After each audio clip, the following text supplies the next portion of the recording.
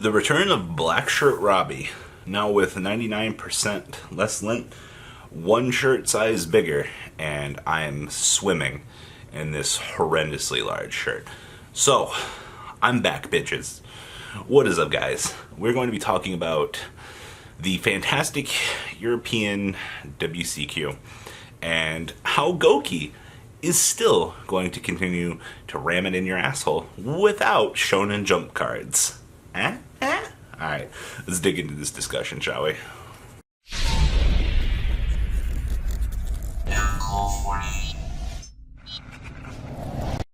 Who fucking needs Link Karibo when you have such a devastating representation going through the top cut? So, what is up, guys?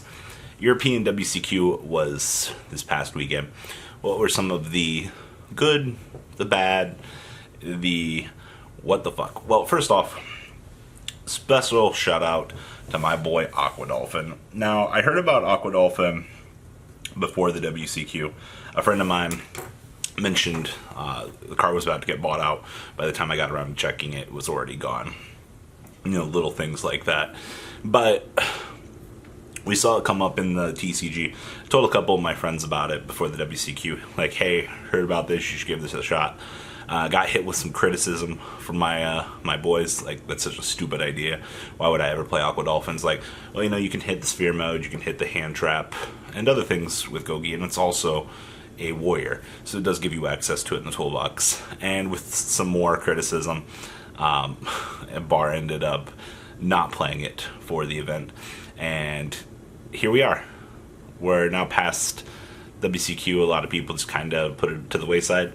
And then the European WCQ comes around, and fucking Aqua Dolphin, with 2 minutes on the timer, comes down and rips a licorice out of the opponent's hand, solidifying the win for, I believe it was the first British champion that they've ever actually had, which is absolutely cool. Like, kudos Aqua Dolphin.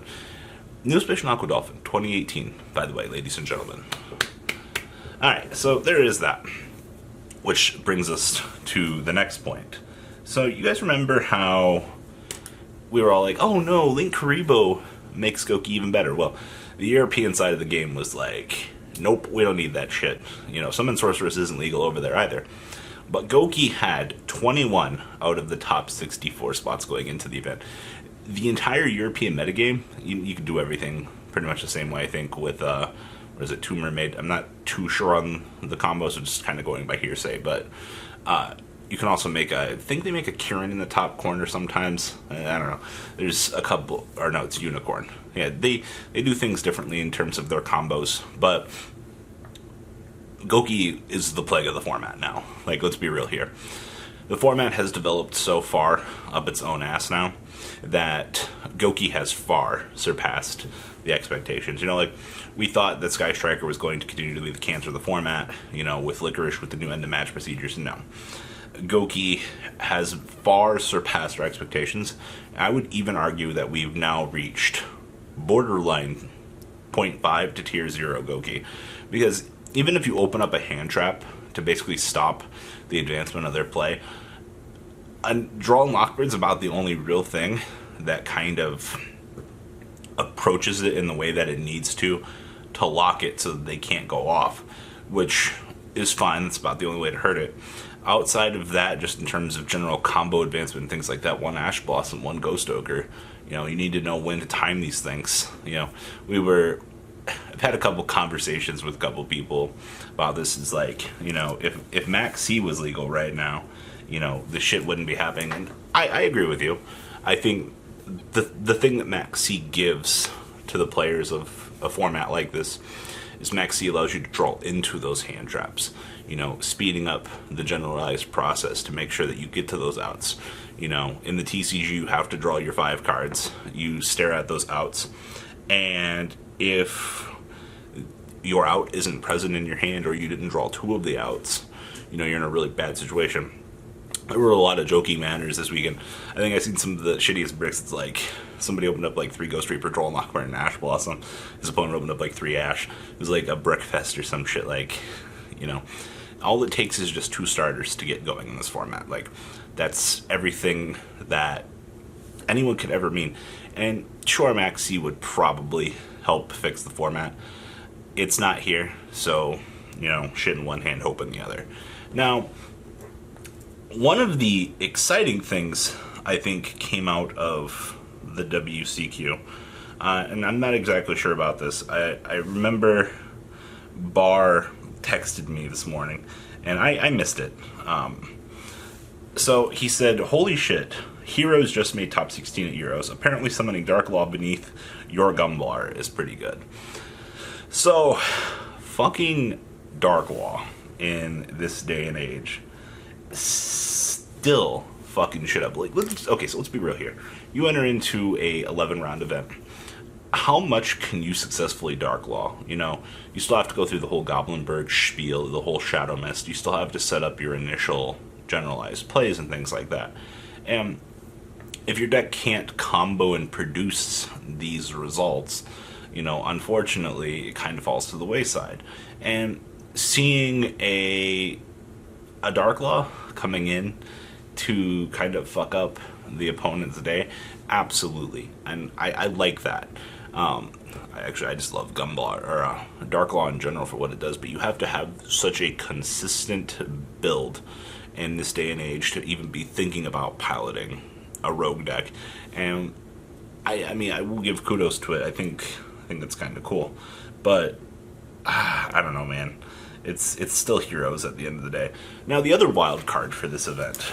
Now, this was, I think I was watching, what was it, top 16? It was kind of sad because I think he lost to Gouki, but there were 4 dinosaur players? Yes, there were 4 dinosaur players going into the advancement of Top Cut here. Now, Field Spill giving your opponent a token fucks up Sky Striker's day. Let's be absolutely real here for a second. Having this self-generated means to shut off in the main monster zone,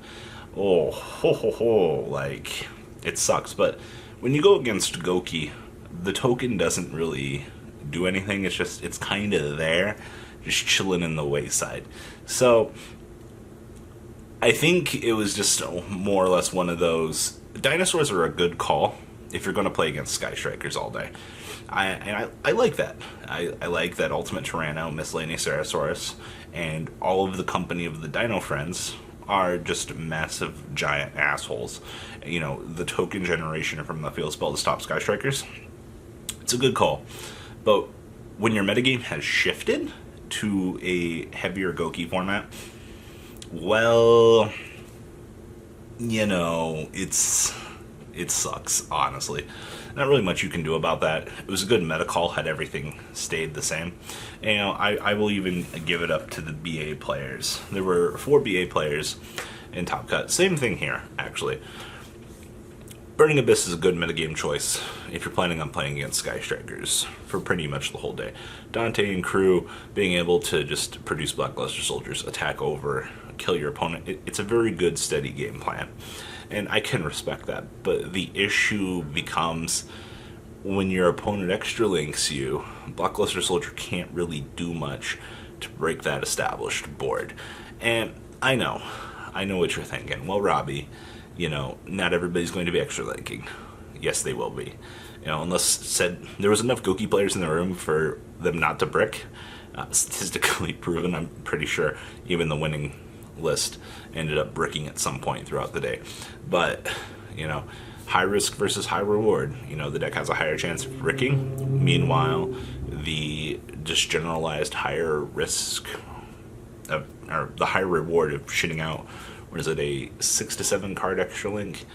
Not exactly sure what the European version is, but, I mean, it is there.